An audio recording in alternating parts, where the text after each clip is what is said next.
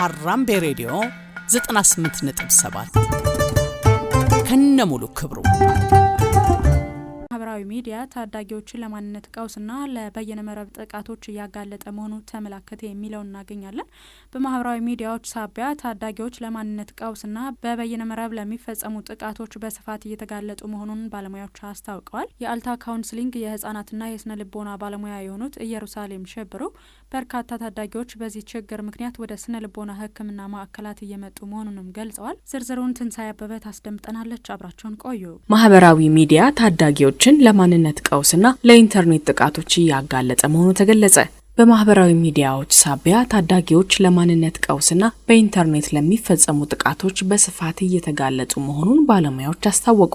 የአልታ ካውንስሊንግ የህፃናት የስነልቦና ባለሙያ የሆኑት ኢየሩሳሌም ሽብሩ በርካታ ታዳጊዎች በዚህ ችግር ምክንያት ወደ ስነልቦና ሕክምና ማዕከላት እየመጡ መሆኑን ይገልጻሉ። ከ13 እስከ 18 ያለው የእድሜ ክልል የታዳጊዎች ማንነት የሚታነጽበት ወሳኝ ጊዜ በመሆኑ ማህበራዊ ሚዲያ ሊያደርስ የሚችለውን ተጽዕኖ ባለሙያዋ ያብራራሉ። አሁን ላይ ብዙ ልጆች በቃ ወደዚህ ወደ ካውንስሊንግ በጣም አት ኤርሊ ኤጅ እየመጡ ነው ያሉት። ያ ደግሞ በትንሽ እድሜያቸው ከስልኮቻቸው ጋር ባላቸው ግንኙነት ማጥናት ፎከስ ማድረግ ስላልቻሉና ሌሎችም ማህበራዊ መስተጋብሮቻቸው ሁሉ የተበላሹባቸው ስላሉ ነውና ያ የሚያመጣው ተጽዕኖ ምንድነው በታዳጊዎች ላይ? እንግዲህ ታዳጊዎች ከ13 አመት ጀምሮ ያለው እድሜ እስከ 18 አመት ማንነት የሚገነባበት አይደንቲቲ ቢልድ የሚደረግበት በጣም ወሳኝ የሆነ ጊዜ ነውና ሶሻል ሚዲያው ደግሞ ትልቁን ሮል ይጫወታልና ልጆች አሁን ላይ ለራሳቸው ካላቸው ይልቅ እዛ ጋር ፖስት በሚደረገው ነገር ይሆናል ማለት ነው። ለራሳቸው ያላቸው እይታና ፖስት ማድረግ ፎቶዎቻቸውን ኤዲት እያደረጉ መልቀቅ ከዛ እነሱ ካሉት ከሪያሊቲው ጋር የሚጋጭና የሚጣላ ነገር አድርገው ከዛ ግን ተቀባይነትን ለማግኘት መሞከር ከዛ ያ ፖስት ያደረጉት ነገር ደግሞ ብዙ ላይክ ካገኘ ላይክ በቃ የሚወደዱ እንደሆኑ ይሰማቸዋል። ከዛ ደግሞ እንደዛ ካልሆነ ደግሞ ለመወደድ ወይ ሰዎች እንዲቀበሉ ይምላድርግ ብለው ከተፈጥሯቸው ውጪ ከነሱ ውጪ የሆነውን ነገር አስገድደው ማድረግ ከዛ ለምን ተቀባይነቱን ለማግኘት።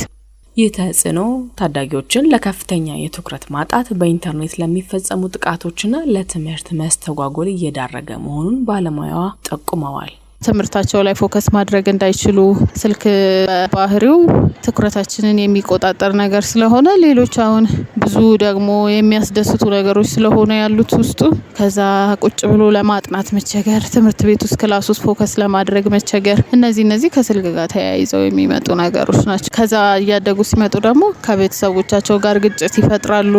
ከዛ አብሯቸው ቅርብ ካለው ኢንቫይሮንመንት ጋር ኢንተራክት ማድረጋቸውን ትተው ከዛ ሩቅ ካለው ጋር ሊሆን ይችላል። ሌላው በጣም አስጊው ነገር በወጣቶች ላይ ምንድነው? ሳይበር ቡሊንግ።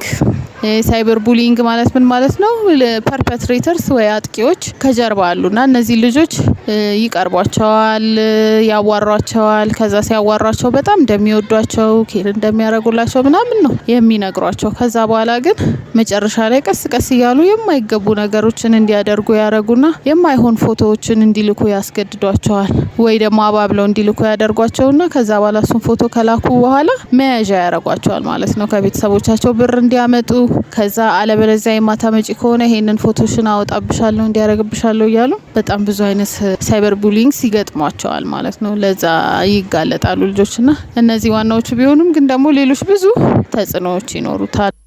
የአሜሪካ የጤናና የሰብአዊ አገልግሎቶች ሚኒስቴር ሪፖርትም ይህንን ያረጋግጣል። 95% የሚሆኑ ታዳጊዎች ማህበራዊ ሚዲያ የሚጠቀሙ ሲሆን 46%ዎቹ ደግሞ በሰውነታቸው ቅርጽ ላይ መሸማቀቅ ይደርስባቸዋል። በሀገራችን ልጆችን ሙሉ በሙሉ ከማህበራዊ ሚዲያ መከላከል ባይቻልም ወላጆች የቴክኖሎጂ ቁጥጥሮችን በመጠቀም የታዳጊዎችን የሚዲያ ቆይታ መገደብ እንዳለባቸው የአክሲዮስ የስነልቦና ሕክምና ተቋም መስራችና የስነልቦና ባለሙያ የሆኑት ትንሳኤ ወሰኔ ይመክራሉ።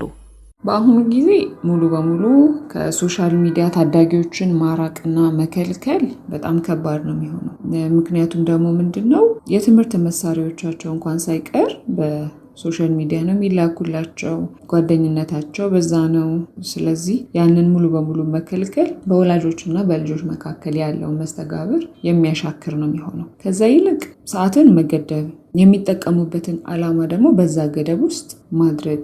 ለትምህርት ጉዳይ ከሆነ ለትምህርት ጉዳይ ብቻ እንዲያውሉበት፣ ጓደኞቻቸውን የሚያወሩ ከሆነ ጓደኞቻቸውን እንዲያወሩ ማድረግ። በተጨማሪ ይህንን ሁሉ ሲያደርጉና ሲጠቀሙ ደግሞ ግልጽ ቦታ ሆነው እንዲጠቀሙ ማድረግ። እኛ ባለንበት ወይም ሌሎች የቤተሰብ አባላት ባሉበት ቦታ ላይ እንዲጠቀሙ ማድረግ። ከዛ ደግሞ ቁሶቹን ለመቆጣጠር የሚያስችሉ የቴክኖሎጂ አማራጮች አሉ። እነሱን መተግበር ማለት ነው።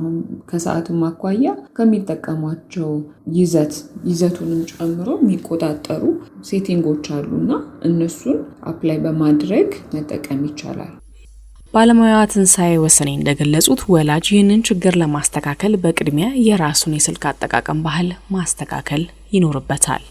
ታዳጊዎችን ከዚህ ችግር ለመታደግ ማድረግ የምንችለው እንደ ቤተሰብ በዋነኝነት አጠቃቀማችንን መገደብና መመጠን መቻል አለብን። ያንን ሲያዩ በተለይ ወላጆች እንደዛ ሲያደርጉ ሲያዩ ልጆችም የራሳቸውን አጠቃቀም የመገደብ አይነት ባህሪ ይኖራቸዋል። በተጨማሪም በአንድነት ጊዜን ማሳለፍ በማንበብ ሊሆን ይችላል፣ በመጫወት ሊሆን ይችላል።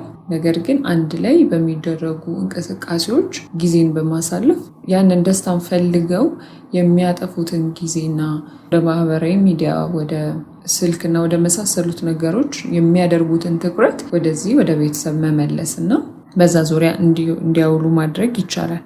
ከአውስትራሊያ የህግ እገዳ ተሞክሮ አንጻርም መሰል የህግ ማዕቀፎች በሀገራችንም ቢተገበሩ ገና ወደ ማህበራዊ ሚዲያ ያልገቡ ታዳጊዎችን ለመታደግ ትልቅ ሚና እንደሚኖረው አጽንኦት ሰጥተዋል።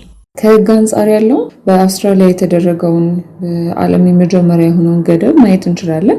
እዛ በተደረገው ገደብ ላይ ብዙ ቤተሰቦች ጠቅሞናል የሚል ሀሳብ ያመጣሉ። የተወሰኑት ደግሞ የባሰ ክርክር ውስጥ እንደገቡ ከልጆች ጋር በየቀኑ ሰጣ ገባ እንዳለው ይናገራሉ። ነገር ግን አሁን ላይ መጠቀም የጀመሩት ልጆች ናቸው አሁን እንደዚህ አይነት ጥያቄ እያመጡ ያሉትና አሁን ከ12 ዓመት በታች የሆኑ መጀመሪያም የሶሻል ሚዲያ አካውንት ያልነበራቸው ልጆች ግን በዚህ ህግ ውስጥ ተጠቃሚ እንደሚሆኑ ብዙ አይነት ምስክርነቶች አሉና በሀገራችንም የተግባራዊ ቢሆን ከብዙ ጥፋቶች ልጆችን ይታደጋል፣ ታዳጊዎችን ይጠብቃል። ማህበራዊ ሚዲያ ላይ የሚጠፋውን ጊዜ ከቤተሰብ ጋር በማሳለፍ መተካት እንደሚገባ የጠቆሙት ባለሙያዎቹ መንግስትም ዓለም አቀፍ ተሞክሮዎችን መሰረት ያደረጉ የህግ ማዕቀፎችን ሊያዘጋጅ እንደሚገባ ባለሙያዎቹ አሳስበዋል። ሀራምቤ ሬዲዮ 98.7 ከነሙሉ ክብሩ